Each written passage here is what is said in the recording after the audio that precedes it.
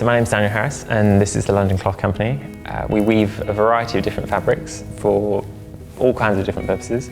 So I started building the mill in 2012 and I started with small looms and then slowly it got a little bit more out of hand and continued to get out of hand until I sort of ended up with about 40 tons of machinery dating from about 1870 to 1980s. So it's one of the few places where where we commercially use the entire history of mechanised weaving from more or less the Industrial Revolution to present.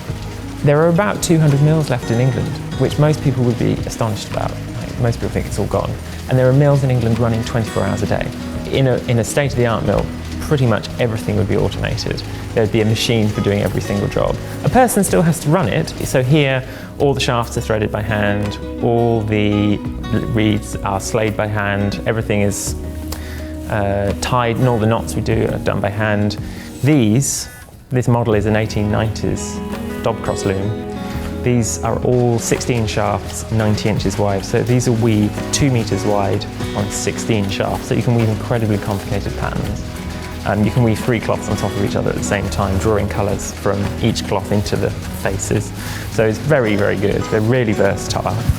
Anything from heavy blankets through to superfine suiting, flat weave carpet.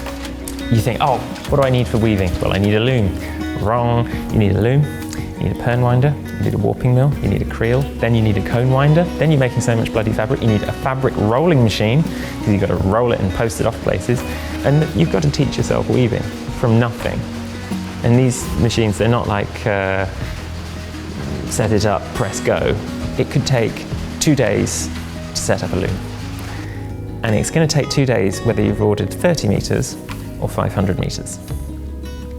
People come along and we have our range of fabrics that we do and they go, I want that one. Or they go, I want that one, but we want to change a few things. Another way of working is people will come along with a vintage swatch and say, we want to recreate this, and we'll get it as close as we can with the yarns that we use, or we can just develop something completely new. So this year we've been doing, we did some fabrics for an opera. We're doing some fabrics for a film. I've just done some upholstery on this one. There's some more blankets going on over there. One of the main benefits if you came to order a fabric in your home is that you can get something completely exclusive that no one else is, it's not going to be available anywhere else, and you get exactly what you want. With weaving, the most important thing is if it's going well, just don't stop, because you can guarantee that if you come in the next day, it just won't work. So you just want to keep going. So I do have a little fold-out bed, and I just sleep in here.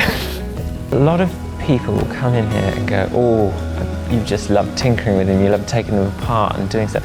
No, I love it when they're weaving. There's nothing more satisfying than just having 2 or 3 looms on and then just running, or putting a piece on and just running the whole thing off. One thing that I really didn't want to create was a sort of novelty cloth mill. We actually produce a really genuinely viable, real product. I've got to stop buying looms for the time being because I've run out of space. I'm getting out, it's fine.